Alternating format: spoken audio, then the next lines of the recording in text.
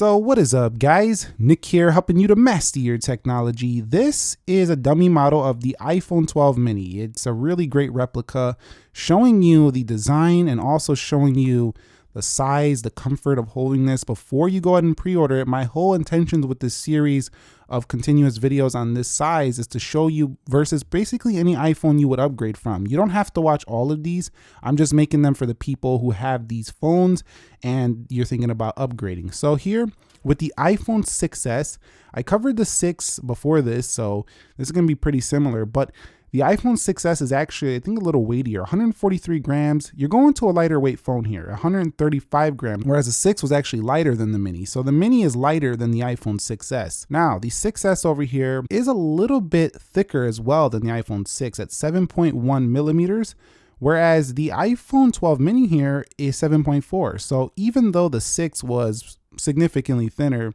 than the iPhone 12 mini, the 6s is not significantly thinner than the 12 mini, but the 12 mini is still a little bit thicker, mostly due to the squared edges. You just can't beat that 6s 6 design when it comes to thinness. That was incredibly thin for the time. Now, if you take a look at these phones from the front, you'll notice that there's a little bit difference in height. 138.3. This is where the iPhone 6 was, I think, identical to the 6s is in the height. So the reach here with a 4.7 inch screen wasn't that hard, to be honest with you. The reach is going to be a little bit shorter though on the 12 mini because you're looking at only 5.18 inches high. So, and with the width, here's where it makes a big difference for me. It's like 3 millimeters wider on the, the iPhone 6s. And with the width, here's where it makes a difference. It's like 0.3 millimeters wider, but that 0.3 makes a difference of like that much. It's very little. But that 0.3 will be that difference between you barely reaching that last letter on the keyboard when you're swipe texting or texting and kind of, messing around with your phone like this, trying to get that typed out. So the iPhone 12 mini, you got something coming if you want a comfortable feel. You also see the design is very different, but we'll cover this more in depth as we cover these phones when I get the official unit. But overall, I got to say the iPhone 12 mini, the iPhone 6s, definitely no headphone jack there on the 12 mini, no headphones, no charger, no nothing basically in the box. But at the same time, I think you're going to be happy if you decide you want to go to this 12 mini from the 6s. I think it's going to be pretty similar size, but also a little bit more comfortable. Now, talking about the 6s Plus, I'm not sure how many people are going to be going backwards in size like this. You might want to go to a max model if you really love this 6s Plus because this is going to feel a lot smaller. Now, this only has a 5.5 inch screen. This has a 5.4 inch screen. So the screen on the 12 mini is a little bit smaller, only by 0.1 inch. But because of the aspect ratio, 16:9, the 6s Plus screen still feels way larger than this iPhone 12 mini will feel. But that's besides the point.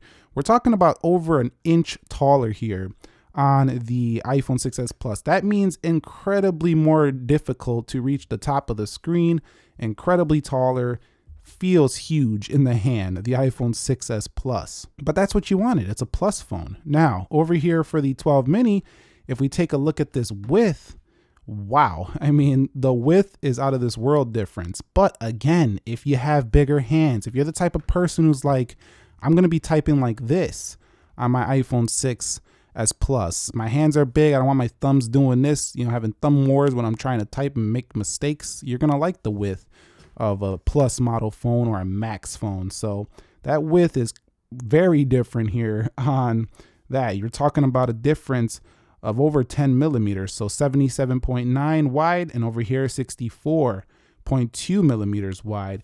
And thickness, about the same actually. 6s Plus is a little thicker than the 6s. The 6s Plus comes in at 7.3 millimeters at its thickest point.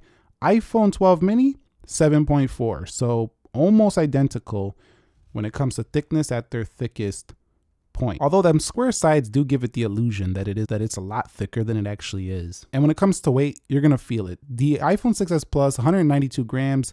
This is a heavy boy. The iPhone 12 mini, nothing really. 135 grams, super lightweight. Again, you're going to get that newer iPhone look on the back of the 12 mini on the front, but with that older 5S kind of design on the sides.